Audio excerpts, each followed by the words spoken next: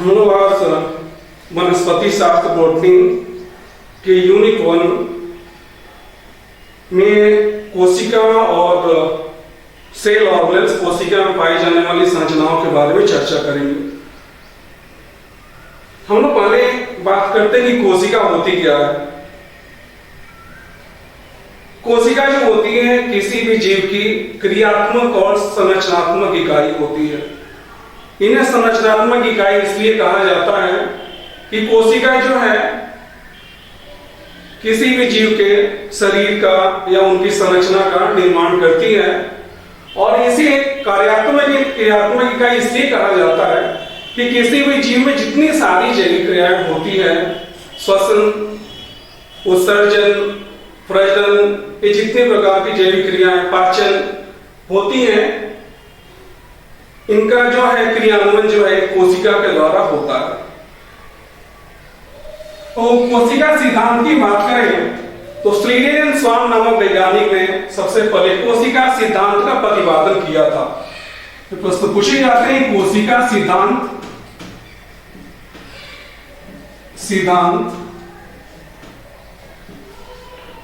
जिसे cell theory भी कहा जाता है, सेल थ्योरी, इसका प्रतिपादन किसने किया था? इसका प्रतिपादन स्लीडेन एंड स्वान नामक वैज्ञानिक ने किया था। स्लीडेन तथा स्वान, इन दो वैज्ञानिकों ने कोशिका सिद्धांत का प्रतिपादन किया था, और इस सिद्धांत के अनुसार जीवों की शारीरिक संरचना का निर्माण कोशिकाओं द्वारा होता है। तो किसी भी जीव जो हो, जैसे पादप हो या जंतु हो, उनकी संरचना का निर्माण जो है कोशिकाओं से मिलकर बना होता है। तो स्लीडेन स्वान ने जो कोशिका सिद्धांत दिया था, उनके कुछ मुख्य बिंदु क्या है, मैं उसके बारे में चर्चा करता हूं। पहली बात, उन्होंने कहा था कि जीव का शरीर जो है कोशिका से बना होता है। तो कोशिका द्वारा क्या होता है, जीव का शरीर कोशिका के द्वारा निर्मित होता है। कोशिका के द्वारा निर्मित होता है,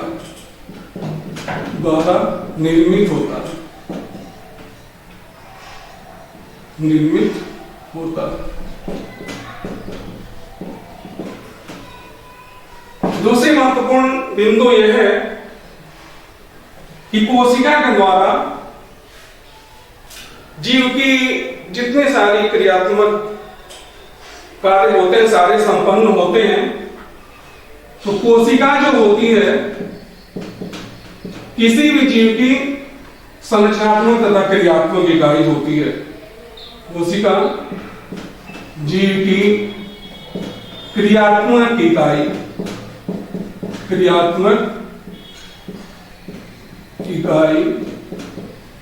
होती है। अब यहां आपको ये बता दूं कि जो वायरस होता है, विषाणु, यह कोशिका सिद्धांत का अपवाद होता है। तो इसके अपवाद के बारे में से पूछा जाता है, कोशिका सिद्धांत का अपवाद क्या है?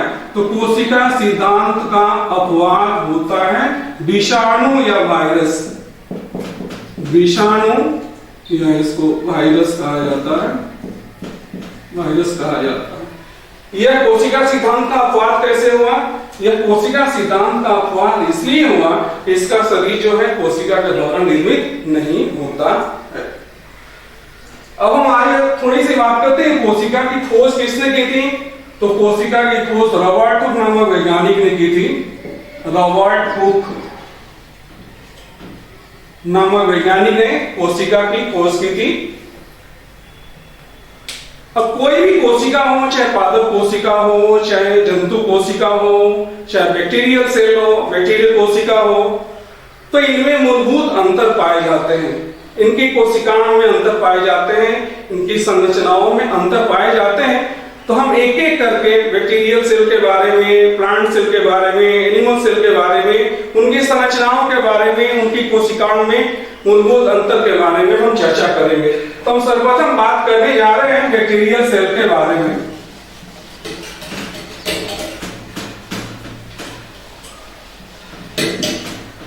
Bacterial cell.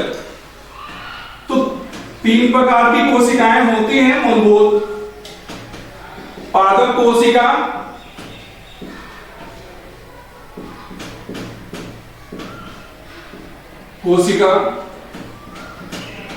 प्लांट सेल, जंतु कोशिका,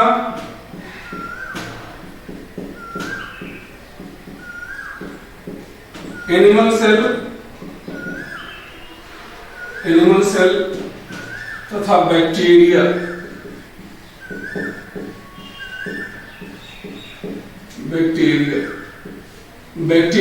सेल।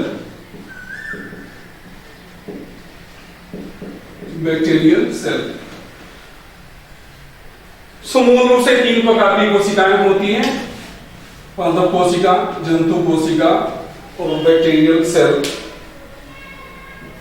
तो हम अभी चर्चा करने जा रहे हैं बैक्टीरियल सेल के बारे में। बैक्टीरिया एक प्रोकार्योटिक जीव होता है। इसे प्रोकार्योटिक समूह में या वर्ग में इसलिए रखा गया है कि इसमें केंद्रक सही रूप में नहीं पाया जाता। एक सही केंद्रक का गुण होता है कि केंद्रक के बाहर केंद्रकीय झिल्ली, जिसे न्यूक्लियर मेम्ब्रेन कहा जाता है, उपस्थित हो। जैसा कि पादप और जंतु कोशिकाओं में सही प्रकार से न्यूक्लियस पाया जाता है, केंद्रक पाया जाता है, जिसके बाहर केंद्रकीय झिल्ली या न्यूक्लियर मेम्ब्रेन उपस्थित होता है। उनकी तुलना में बैक्टीरियल सेल में केंद्रकीय झिल्ली अनुपस्थित होती है, इसलिए इन्हें प्रोकार्योटिक वर्ग में रखा गया है।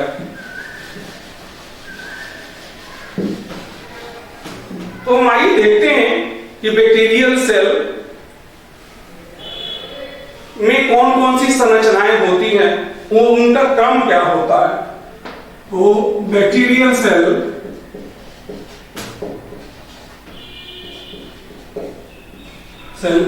का सबसे बाहरी जो आवरण होता है वह मुख्य रूप से कैप्सूल कहलाता है। उसके बाद का आवरण कोशिका भित्ति और उसके अंदर का भाग कोशिका झिल्ली कहलाता है, और उसके अंदर बहुत सारे कोशिका झिल्ली से घिरे हुए बहुत सारे कोशिकांग पाए जाते हैं, जिसे सेल ऑर्गेनेल्स भी कहा जाता है।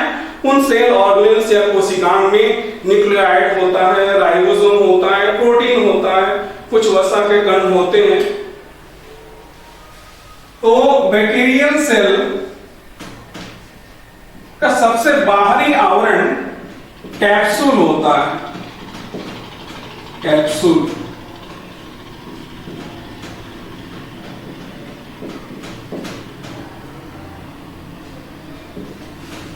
के बाद जो अगला आवरण होता है वह कोशिका भित्ति होता है।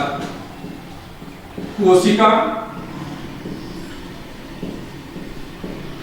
भित्ति, कोशिका की भित्ति के बाद वाला भाग कोशिका झिल्ली कहलाता है, जो एक लचीली संरचना होती है। कोशिका झिल्ली, कोशिका झिल्ली के बाहर अंदर कोशिका झिल्ली से घिरे हुए संरचनाएं पाई जाती है, जिसे कोशिकांग कहा जाता है।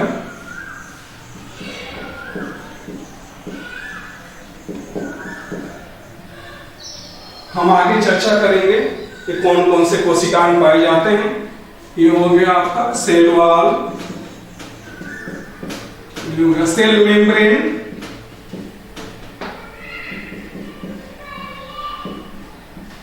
सेल मेम्ब्रेन, सेल ऑर्गेनेल्स,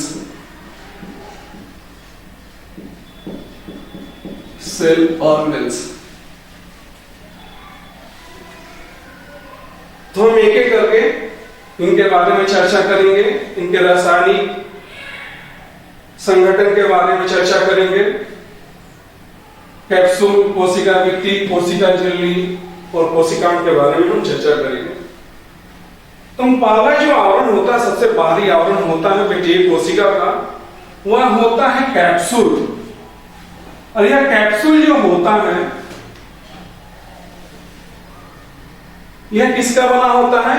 यह पॉलीसेकेराइड नामक पदार्थ से बना होता है। पॉलीसेकेराइड। तो इसका रासायनिक संगठन क्या हो गया?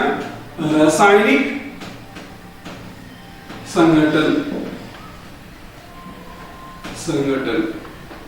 पॉलीसेकेराइड।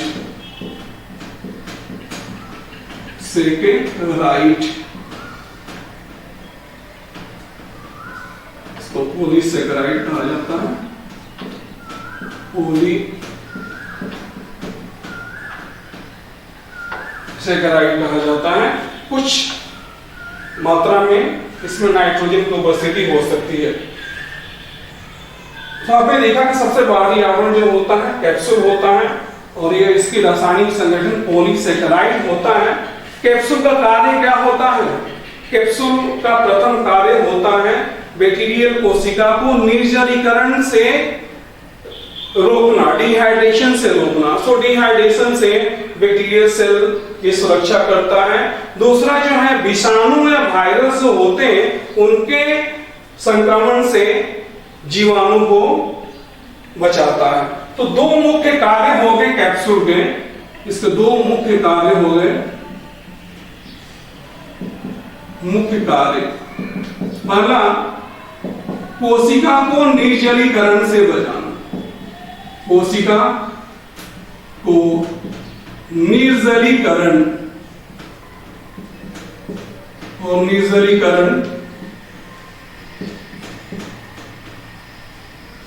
से रक्षा करना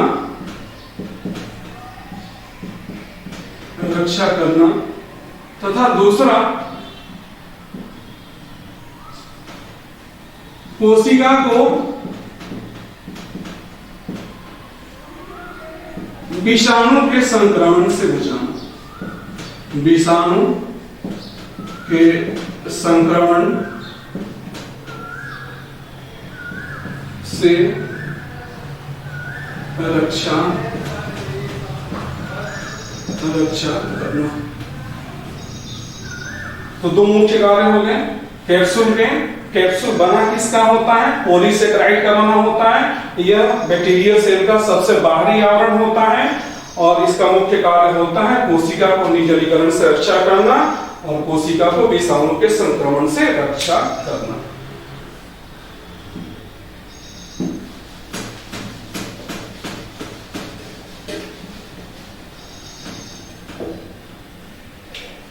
अब अगले भाग में हम चर्चा करने जा रहे हैं इसी कोशिका भित्ति के बारे में। कोशिका भित्ति के बारे में।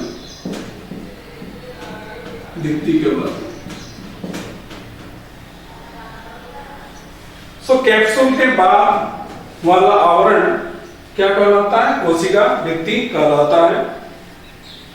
यह कोशिका भित्ति पेप्टिडोग्लाइकान नामक पदार्थ का बना होता है। इसका रासायनिक संगठन होता है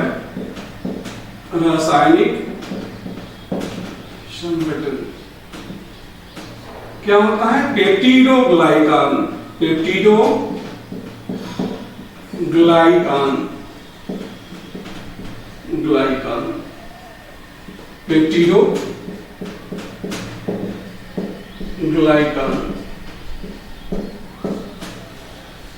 पेप्टिडोग्लाइकान का बना होता है। इसे म्यूरिन भी कहा जाता है और म्यूरिन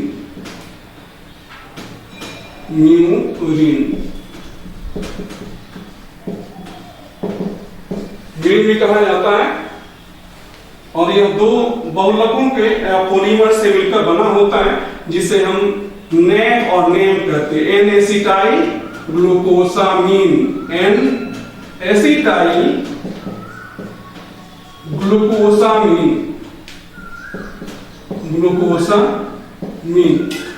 और name N acetyl muramic acid.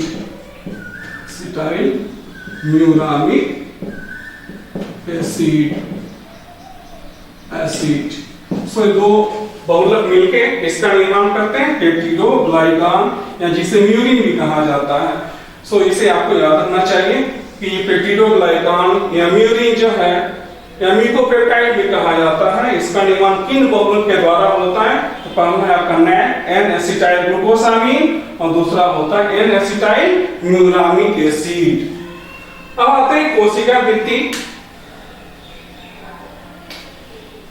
का महत्वपूर्ण कार्य क्या होता है। कोशिका भित्ति जो है वह जीवाणुओं को एंटीबायोटिक या प्रतिजैविक से रक्षा करता है और ये बहुत महत्वपूर्ण है कि एंटीबायोटिक जो है आपके पेनिसिलिन हो गया, सिफालोस्पोरिन हो गया, इस प्रकार के एंटीबायोटिक जो है वो कोशिका भित्ति पर कार्य करते हैं। किस पर कार्य करते हैं? कोशिका भित्ति पर कार्य करते हैं, कोशिका भित्ति को नष्ट करते हैं। पेनिसिलिन तथा सिफालोस्पोरिन तथा इस समूह के जितने सारे प्रतिजैविक हैं या एंटीबायोटिक जो हैं वो किस पर कार्य करते हैं? कोशिका भित्ति पर कार्य करते हैं, जिससे जीवाणुओं की संख्या में वृद्धि रुक जाती है। कोशिका भित्ति में एक मुख्य पदार्थ पाया जाता है जो ग्राम धनात्मक जीवाणु में उपस्थित होता है, जिसे टाइकोइक अम्ल कहा जाता है। टाइकोइक अम्ल, टाइकोइक अम्ल, टाइकोइक अम्ल, टाइकोइक अम्ल। सो बहुत महत्वपूर्ण है, आपको याद रखना है कि टाइकोइक अम्ल किस आवरण में पाया जाता है। तो टाइकोइक अम्ल बैक्टीरियल सेल के कोशिका भित्ति में पाया जाता है और यह ग्राम धनात्मक जीवाणु, हम बाद में चर्चा करेंगे ग्राम धनात्मक जीवाणु और ग्राम ऋणात्मक जीवाणु क्या होते हैं, किसके आधार पर बैक्टीरिया या जीवाणु को दो बड़े समूहों में बांटा गया है। उसमें पहला समूह है ग्राम धनात्मक जीवाणु, दूसरा समूह है ग्राम ऋणात्मक जीवाणु। सो ग्राम धनात्मक जीवाणु जो होता है इसमें मुख्य रूप से टाइकोइक अम्ल उपस्थित होता है। ग्राम धनात्मक जीवाणु को ऐसे ग्राम प्लस के रूप में दर्शाया जाता है। तो मुख्य बातें होगी कोशिका भित्ति के बारे में। इसका रासायनिक संगठन जो होता है पेप्टिडोग्लाइकान होता है या जिसे म्यूरिन भी कहा जाता है, और यह दो बहुलक से मिलकर बना होता है, N acetyl glucosamine, N acetyl muramic acid. और ग्राम धनात्मक जो जीवाणु होते हैं उनकी कोशिका भित्ति में टाइकोइक अम्ल उपस्थित होता है।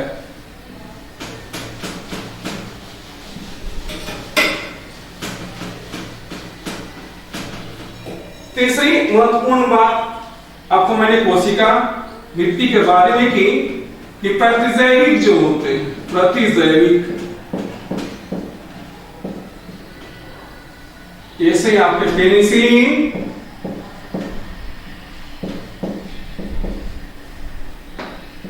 जो हमें फंगस या कवक से प्राप्त होता है, पेनिसिलिन,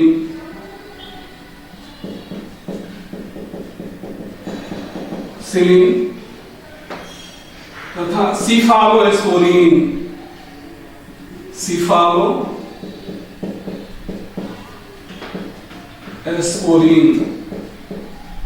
सिफालोस्पोरिन,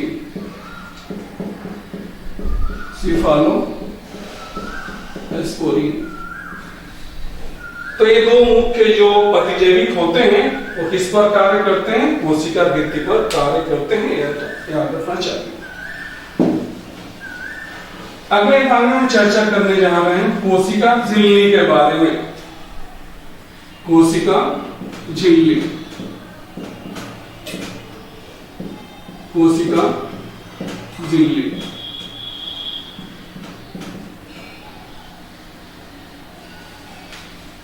कोशिका झिल्ली जो होता है यह कोशिका भित्ति के बाद का आवरण होता है और इसका रासायनिक संगठन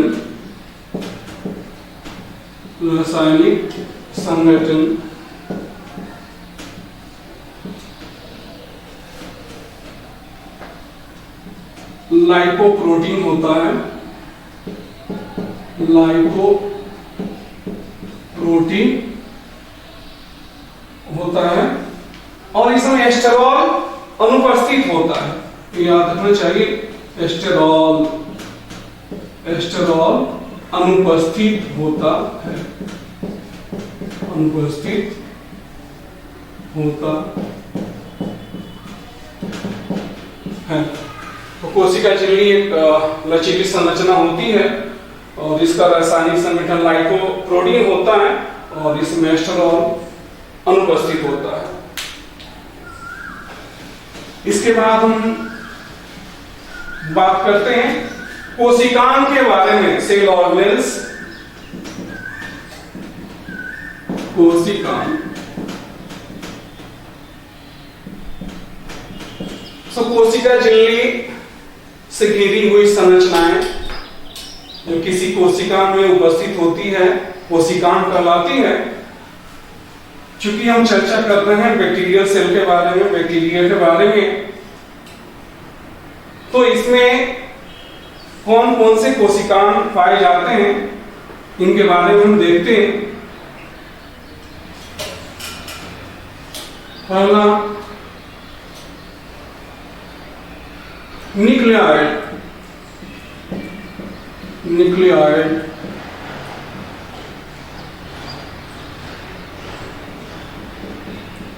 न्यूक्लियाइड बैक्टीरियल सेल में, बैक्टीरिया में एक ऐसा क्षेत्र होता है, ऐसा रीजन होता है जहां बैक्टीरियल सेल के गुणसूत्र उपस्थित होते हैं, उनका आनुवंशिक पदार्थ उपस्थित होता है और यह आनुवंशिक पदार्थ डीएनए के रूप में पाया जाता है। आनुवंशिक पदार्थ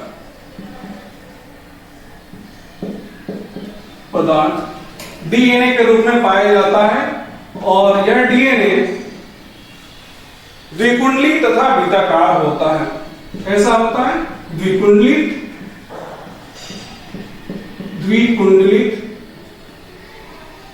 तथा वृत्ताकार होता है।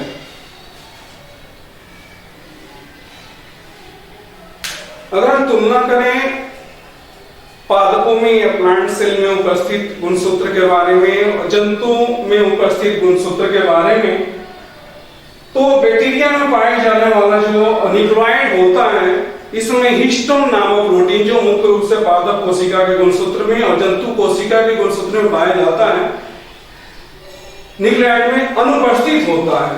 तो यहां हिस्टोन प्रोटीन अनुपस्थित होता है। हिस्टोन प्रोटीन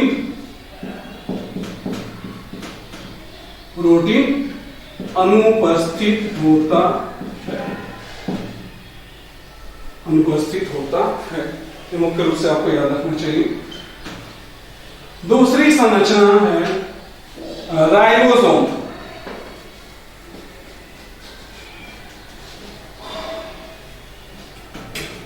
राइबोसोम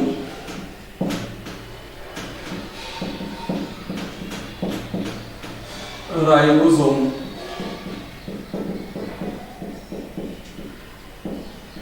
राइबोसोम जैसा कि मैंने आपको शुरू में बताया था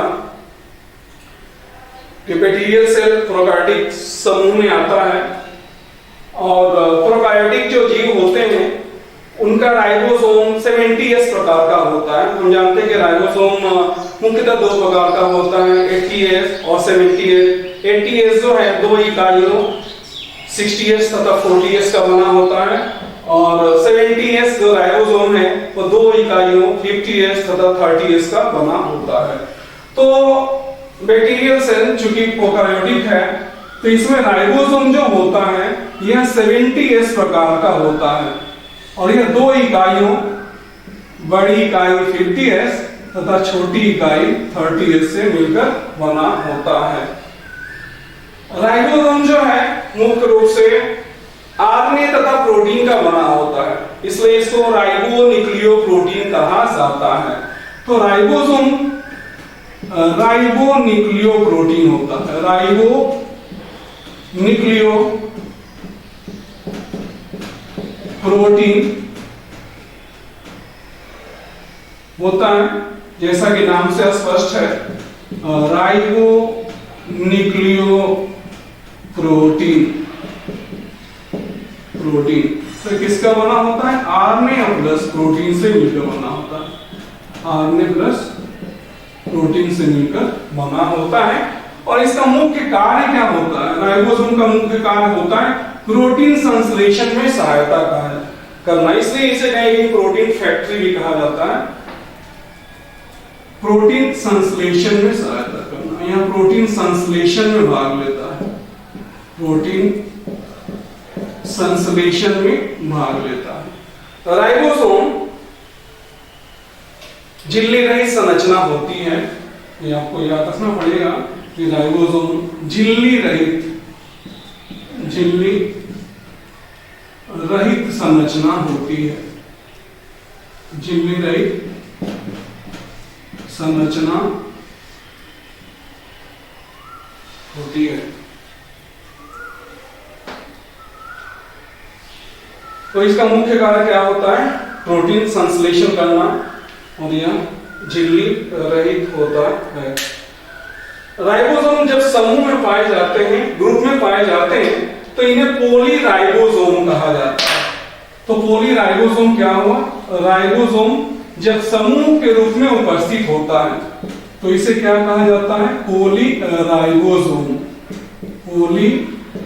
राइबोसोम, राइबोसोम से क्या होता है? राइबोसोम का समूह, राइबोसोम का समूह, इसे पॉलीराइबोसोम कहा जाता है। अगले कोशिकांग के बारे में देखते हैं। कुछ जीवाणुओं में गुणसूत्र के अलावा जो अनुवांशिक पदार्थ पाए जाते हैं उन्हें प्लाज्मिड कहा जाता है। Plasmid, plasmid.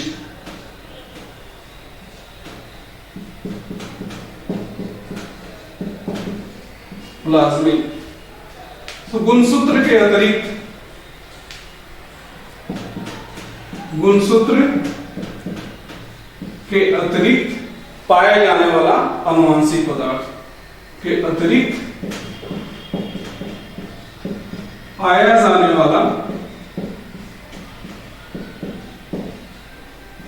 वाला अनुवांशिक पदार्थ,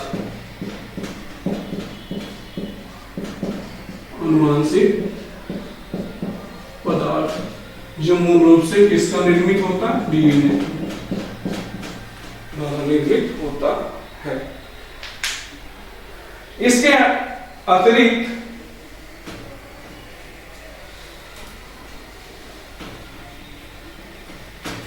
बैक्टीरियल सेल के कोशिका द्रव में प्रोटीन पाए जाते हैं, वसा पाए जाते हैं। तो हमने अभी देखा कि बैक्टीरियल सेल किन संरचनाओं द्वारा निर्मित होता है। सबसे बाहरी आवरण कैप्सूल का होता है, उसके बाद कोशिका भित्ति का आवरण होता है, उसके बाद कोशिका झिल्ली का आवरण होता है, उसके बाद कोशिकांग पाए जाते हैं और कोशिकांग में अनेक प्रकार की संरचनाएं पाई जाती हैं।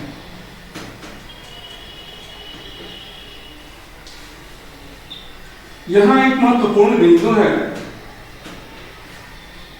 कि कोशिका झिल्ली जो होती है, बैक्टीरियल सेल की कोशिका झिल्ली, इनमें एक घुमाव होता है, फोल्डिंग होता है।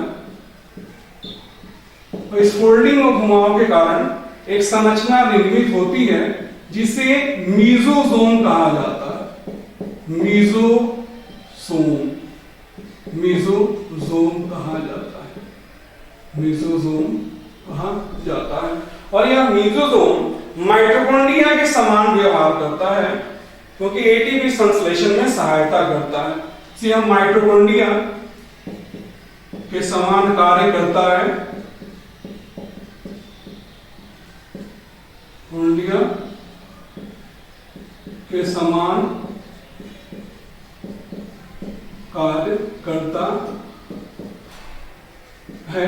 आपको पता होगा माइटोकॉन्ड्रिया को कोशिका का पावर हाउस कहा जाता है, इसलिए कि यह एटीपी संश्लेषण में भाग लेता है।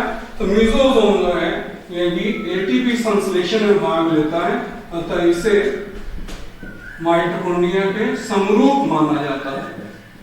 एटीपी संश्लेषण में भाग लेता है, इसको एटीपी सिंथेसिस कहते हैं। ATP synthesis.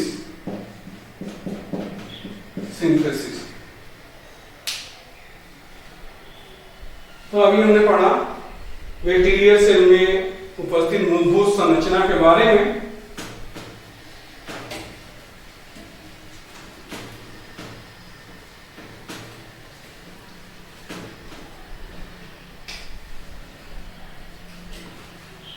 कुछ जीवाणुओं में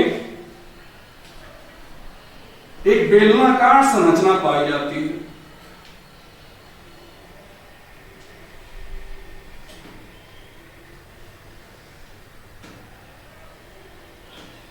लंबी तथा बेलनाकार संरचना पाई जाती है और इस बेलनाकार संरचना को कसाविका या फ्लेजिला कहा जाता है।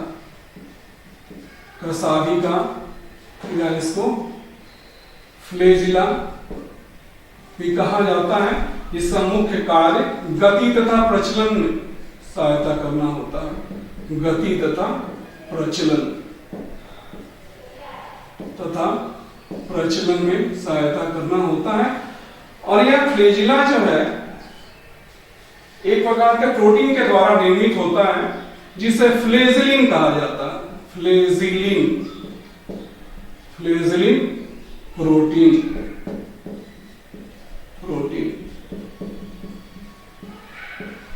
फ्लेजिलिन प्रोटीन का बना होता है। जीवाणु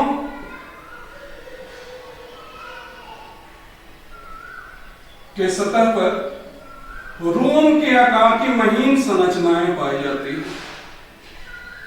रोम के आकार की महीन पतली संरचनाएं पाई जाती है और इस महीन तथा पतली संरचना को पाइली कहते हैं। क्या कहा जाता है इसे? पाइली कहा जाता है। पाइली कहा जाता है। यह दूसरी जो कोशिका जो है, पादप कोशिका या जंतु कोशिका, उसके संपर्क में आने में सहायता करता है। और पाइलिंग जिस प्रोटीन का बना होता है इसे पाइलिंग कहते हैं।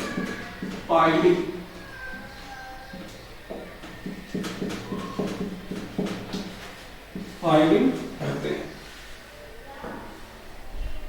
तो हमने अभी तक क्या देखा? बैक्टीरियल सेल में पाई जाने वाली संरचनाओं के बारे में, उनके कार्य के बारे में, उनके रासायनिक संगठन के बारे में।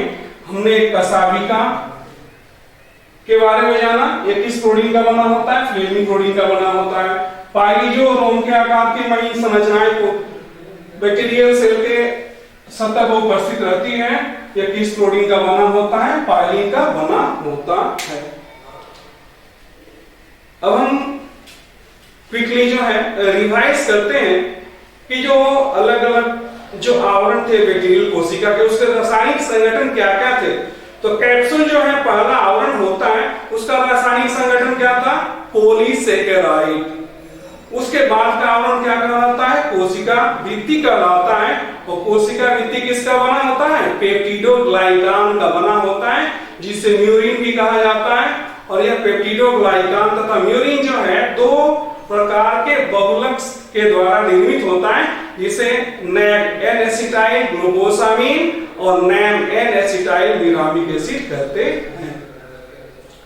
तीसरा जो है आवरण है आपका कोशिका झिल्ली कहलाता है, जो लचीली संरचना होती है और यह लाइपोप्रोटीन वसा तथा प्रोटीन के द्वारा निर्मित होता है। इसमें एस्टेरॉल अनुपस्थित होता है। हमने देखा कसाविका जो है फ्लेजिलिन नामक प्रोटीन का बना होता है और पाइली जो है पाइलिन नामक प्रोटीन का बना होता है। अब हम चर्चा करने जा रहे हैं बैक्टीरिया के दो बड़े समूहों के बारे में, जिसे ग्राम पॉजिटिव ग्राम धनात्मक तथा ग्राम निगेटिव ग्राम ऋणात्मक जीवाणु कहा जाता है। तो किस आधार पर इन दो समूहों को बांटा गया है, किसके आधार पर बैक्टीरियल सेल को दो बड़े समूहों में बांटा गया है, इसके बारे में हम चर्चा करते हैं।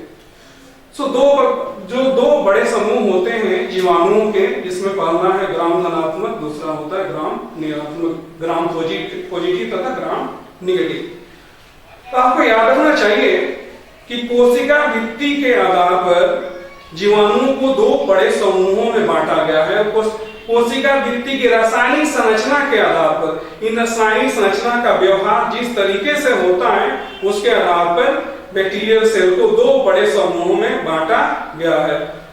पहला होता है ग्राम धनात्मक, दूसरा होता है ग्राम ऋणात्मक। क्रिश्चियन हांस ग्राम नामक वैज्ञानिक ने सर्वप्रथम बैक्टीरियल सेल को रंजित करने की तकनीक विकसित की थी और उनको आदर्श रूप, उनके रेस्पेक्ट के रूप में इस तकनीक को ग्राम स्टेनिंग कहा जाता है। तो आइए हम देखते हैं कि ग्राम स्टेनिंग में कौन कौन से रसायन या कौन कौन से केमिकल उपस्थित रहते हैं और ग्राम स्टेनिंग या ग्राम रंजन की विधि क्या होती है। तो हम चर्चा करते हैं ग्राम स्टेनिंग के बारे में। मैंने आपको अभी बताया कि क्रिश्चियन हांस ग्राम, क्रिश्चियन हांस ग्राम, क्रिश्चियन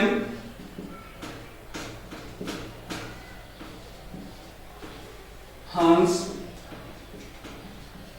ग्राम, इन्होंने सर्वप्रथम जीवाणु कोशिका को रंजित करने की तकनीक विकसित की थी और इन्होंने जो रंजित करने की तकनीक विकसित की, रंजित करने की तकनीक स्टेनिंग टेक्निक जिसको कहा जाता है, स्टेनिंग टेक्निक, इस तकनीक को ग्राम स्टेनिंग कहा जाता है। ग्राम स्टेनिंग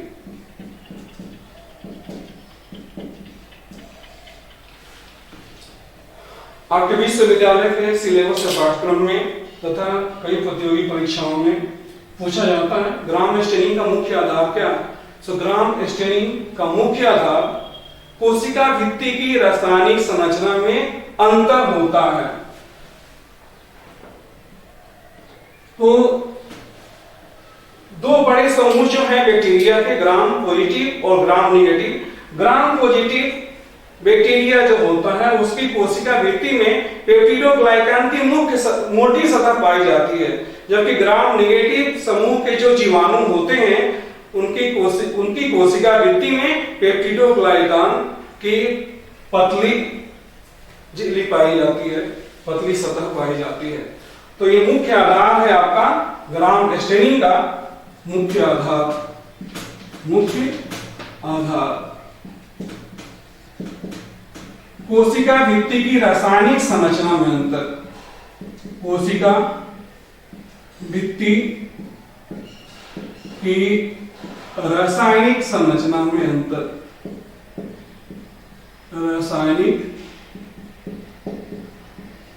संरचना में अंतर।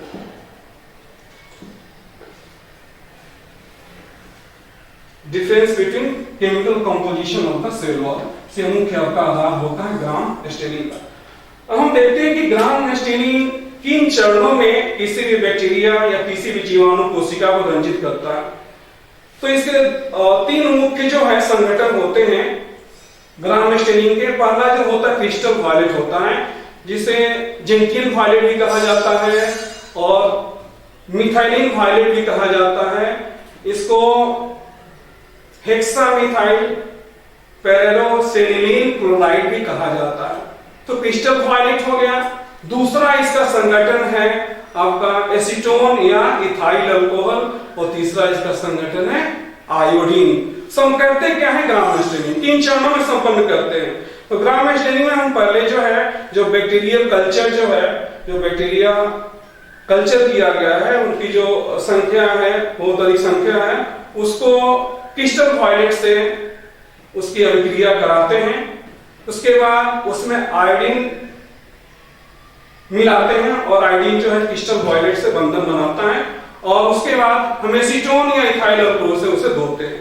तो जैसा कि मैंने आपको बताया कि ग्राम धनात्मक बैक्टीरिया में उसकी कोशिका भित्ति में पेप्टिडोग्लाइकान की मोटी सतह पाई जाती है और ग्राम नेगेटिव बैक्टीरिया जो होता है उसमें उसकी कोशिका भित्ति में पेप्टिडोग्लाइकान की पतली सतह पाई जाती है।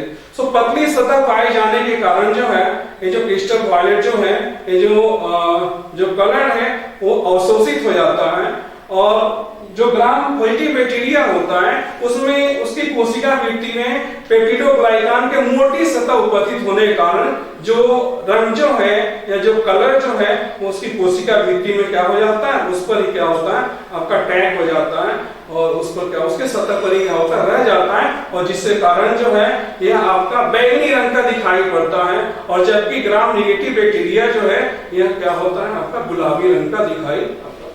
ठीक है, तो मैंने आपको बताया कि ग्राम स्टेनिंग में इसके तो तीन मुख्य जो है संगठन क्या क्या है। पहला है आपका क्रिस्टल वायलेट, पहला जो है क्रिस्टल वायलेट, क्रिस्टल वायलेट जिसे जेंटियन वायलेट भी कहा जाता है, जेंटियन वायलेट भी कहा जाता है, वायलेट भी कहा जाता है।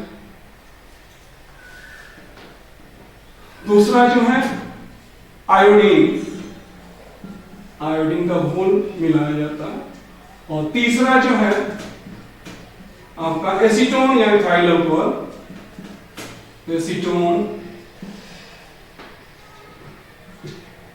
या ethyl alcohol, ethyl alcohol, acetone या इथाइल अल्कोहल। तो हमने बैक्टीरिया को कैसे रंजित किया, ठीक है। पहले मैंने क्या किया, बैक्टीरियल कल्चर को क्रिस्टल वायलेट के साथ मिलाया, रासायनिक अभिक्रिया हुई, उसके बाद हमने आयोडीन का घोल डाला और उसके बाद हमने उसको एसीटोन या इथाइल अल्कोहल से उसको धोया। उसको ये रासायनिक घोलक होता है, ऑर्गेनिक जिसको कार्बनिक घोलक कहा जाता है, एसीटोन या इथाइल अल्कोहल। इसके बाद जो है यह निर्भर करता है कि बैक्टीरिया की जो कोशिका भित्ति जो है किस प्रकार की है। अगर कोशिका भित्ति मोटी है तो ये जो क्रिस्टल वायलेट जो है उसके सतह पर रह जाता है और यह अगर कोशिका भित्ति आपकी पतली है, महीन है, जिसमें पेप्टिडोग्लाइकान की मात्रा कम है तो यह कोशिका के अंदर अवशोषित हो जाता है। तो ग्राम दो प्रकार के आपके बैक्टीरिया के समूह हो गए। ग्राम स्टेनिंग के आधार पर दो बड़े समूह हो गए। एक समूह को कहा जाता है ग्राम पॉजिटिव या ग्राम धनात्मक, ग्राम पॉजिटिव, ग्राम जिसे प्लस, ग्राम प्लस से दर्शाते हैं, इसे ग्राम पॉजिटिव कहा जाता है, ग्राम पॉजिटिव। और यह क्रिस्टल वायलेट से इसको रंजित करने पर कैसा दिखाई देता है, यह बैंगनी रंग का दिखाई देता है, पर्पल, बैंगनी, यह पर्पल रंग का दिखाई पड़ता है। और दूसरा जो बड़ा समूह है जिसे हम ग्राम निगेटिव कहते हैं, ग्राम निगेटिव, ग्राम निगेटिव, और यह किस रंग का दिखाई पड़ता है, गुलाबी या लाल रंग का दिखाई पड़ता है, गुलाबी या लाल रंग का दिखाई पड़ता है। तो आपने देखा कि हमने जीवाणु को दो बड़े समूहों में बांट दिया, ग्राम धनात्मक और ग्राम ऋणात्मक। और इन दो बड़े समूहों में इनके वितरण का मुख्य कारण क्या है, इनकी कोशिका भित्ति की रासायनिक संरचना। हम कुछ अन्य अंतर के बारे में देखेंगे कि ग्राम धनात्मक और ग्राम ऋणात्मक जीवाणु में और कौन कौन से अंतर आपके पाए जाते हैं। तो हम अभी चर्चा कर रहे हैं ग्राम धनात्मक तथा ग्राम ऋणात्मक बैक्टीरिया। तो मैं कॉलम बनाता हूं आपको, ग्राम धनात्मक और यहां ग्राम ऋणात्मक। इसको हमने कहा ग्राम पॉजिटिव, ग्राम पॉजिटिव, और इसको हमने कहा ग्राम निगेटिव, ग्राम निगेटिव। निगेटिव। तो पहला अंतर क्या होता है, कोशिका भित्ति जो होता है, कोशिका भित्ति मोटी सतह होती है, यहाँ मोटी सतह होती है। और ये मोटी सतह क्यों होती है, क्योंकि इसमें पेप्टिडोग्लाइकान की मात्रा अधिक पाई जाती है। और यहाँ जो है कोशिका भित्ति पतली सतह पाई जाती है, पतली सतह पाई जाती है, जिससे पेप्टिडोग्लाइकान की मात्रा कम होती है। दूसरा, इसका कैप्सूल जो है, कैप्सूल एक अपेक्षाकृत चिकना होता है और यहां खुरदुरा होता है, खुरदुरा होता है। तीसरा अंतर है, ग्राम रंजक की उपस्थिति में यह बैंगनी रंग का दिखता है और यह गुलाबी या लाल रंग का दिखता है, गुलाबी या लाल रंग का दिखता है। अगला जो अंतर है और बहुत ही महत्वपूर्ण है कि ग्राम धनात्मक बैक्टीरिया जो होते हैं प्रतिजैविक के प्रति संवेदनशील होते हैं। प्रतिजैविक जिसे एंटीबायोटिक कहा जाता है, एंटीबायोटिक के प्रति संवेदनशील होते हैं, के प्रति संवेदनशील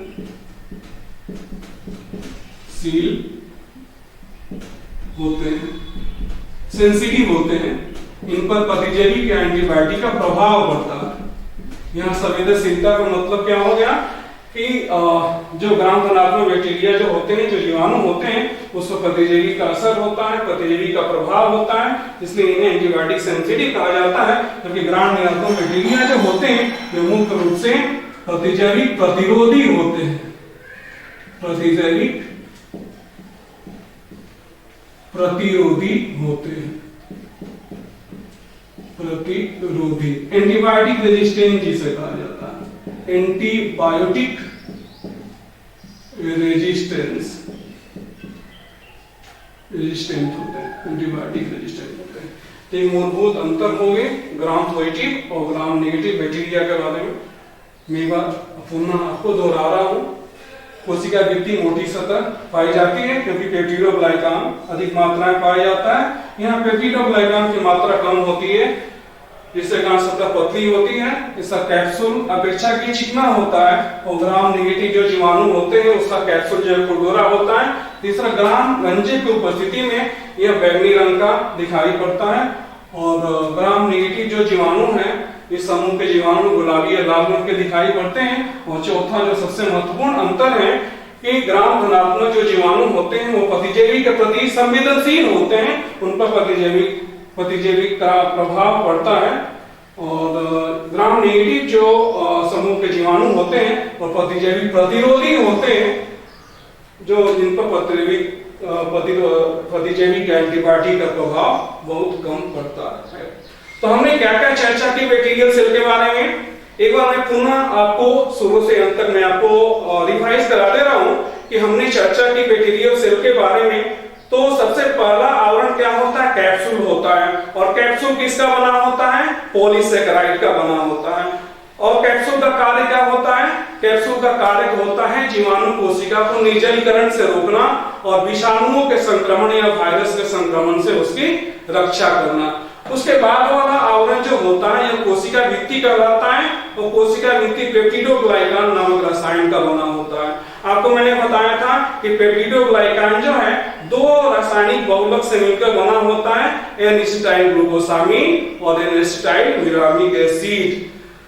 और मैंने आपको बताया था कि प्रतिजैविक जो होते हैं, एंटीबायोटिक जो होते हैं, जैसे पेनिसिलिन हो गया, सिफारोएस्पोरिन हो गया, इस समूह के जो एंटीबायोटिक होते हैं कोशिका भित्ति पर कार्य करते हैं। इसके बाद वाली सतह होती है कोशिका झिल्ली, जो किसका बना होता है, लाइकोप्रोटीन का बना होता है और इसमें एस्टेरॉल अनुपस्थित होता है। मैंने आपको बताया था कि कोशिका भित्ति में एक मुख्य अम्ल पाया जाता है जिसे टाइकोइक अम्ल कहते हैं। और टाइकोइक अम्ल जो है ग्राम धनात्मक जीवाणु में पाया जाता है, ग्राम ऋणात्मक जीवाणु में अनुपस्थित होता है।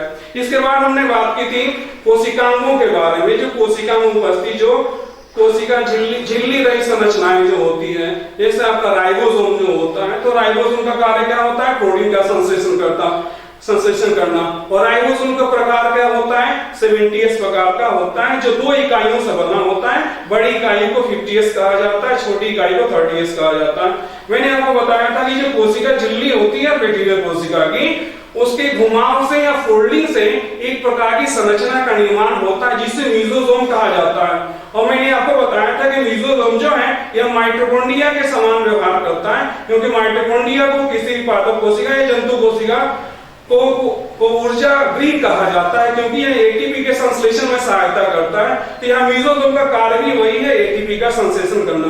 जो भी रेस्पिरेटरी एंजाइम है, वैसे एंजाइम जिसे श्वसन एंजाइम कहा जाता है, जो एटीपी के संश्लेषण में सहायता करते हैं, यह मीजोसोम को उपस्थित होते हैं। इसके बाद मैंने बताया था न्यूक्लियोइड के बारे में।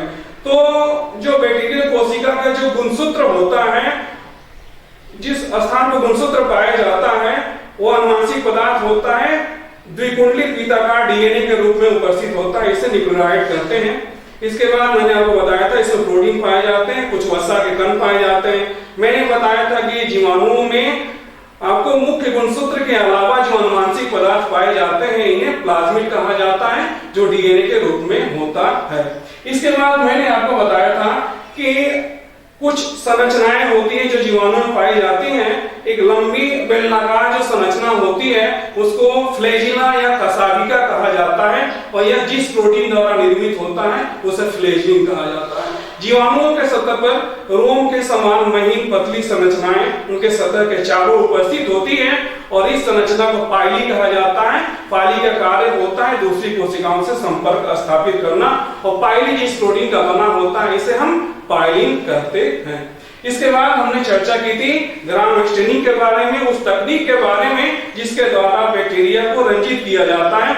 और इस तकनीक का विकास क्रिस्टियन हांस ग्राम नामक वैज्ञानिक ने किया था। इस तकनीक में 3 संगठन, इस रासायनिक संगठन का प्रयोग किया जाता है। पहला क्रिस्टियन वायलेट, जिसे जिंटियम वायलेट भी कहा जाता है, दूसरा आयोडीन, और तीसरा एसीटोनियाई थाइल अल्कोहल। तो तकनीक में क्या करते हैं, बैक्टीरियल कल्चर जो है, जो बैक्टीरिया की पॉपुलेशन है, उसको आपको क्रिस्टल वायलेट से अभिक्रिया कराई जाती है। उसके बाद उसमें आयोडीन का घोल मिलाया जाता है, तो इसके पश्चात उसको एसीटोन या इथाइल अल्कोहल के घोल से धोया जाता है।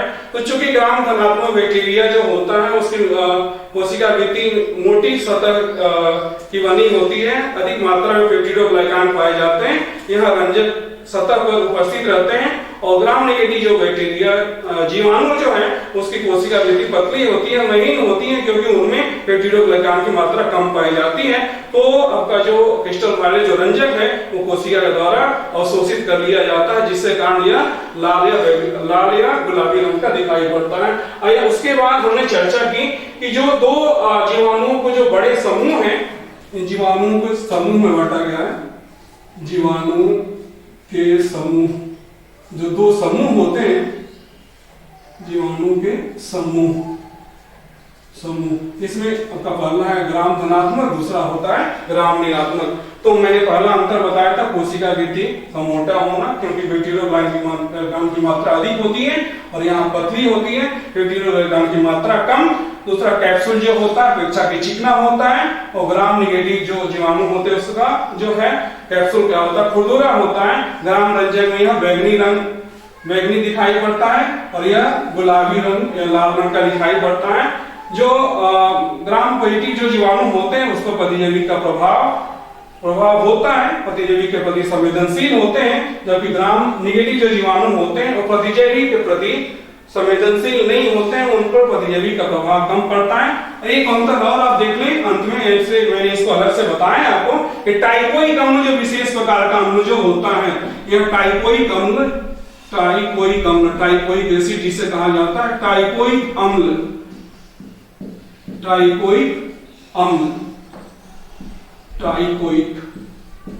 एसिड जिसे कहा जाता है टाइकोलिक अम्ल। यहाँ क्या होता है, उपस्थित होता है ग्राम धनात्मक बैक्टीरिया या जीवाणु में टाइकोइक अम्ल उपस्थित होता है और यहाँ टाइकोइक अम्ल अनुपस्थित होता है, अनुपस्थित होता है। तो हमने बैक्टीरियल सेल के बारे में, इसकी मूलभूत संरचना के बारे में, उन संरचनाओं के कार्यों के बारे में और बैक्टीरिया के दो बड़े समूहों के बारे में, ग्राम धनात्मक और ग्राम ऋणात्मक बैक्टीरिया के बारे में हमने चर्चा की। आशा है आपको वीडियो पसंद आया होगा। आप इस वीडियो को ध्यान से देखें और जो भी आपकी दुविधा होती है, जो भी आपके क्वेश्चंस आते हैं, वो क्वेश्चंस हमसे शेयर करें और इससे संबंधित आपको नोट्स भी आपको मैं अवेलेबल कराऊंगा, इससे संबंधित प्रश्न भी आपके बारे में बताऊंगा और आप प्रश्न इससे जरूर पूछें। आप हमसे शेयर करें कि कहाँ आपको कठिनाई हो रही है। तो आज के लिए इतना ही। अगले वीडियो में मैं आपको पादप कोशिका और उनके कोशिकाओं के बारे में चर्चा करूंगा। So thanks, all the best, enjoy the video.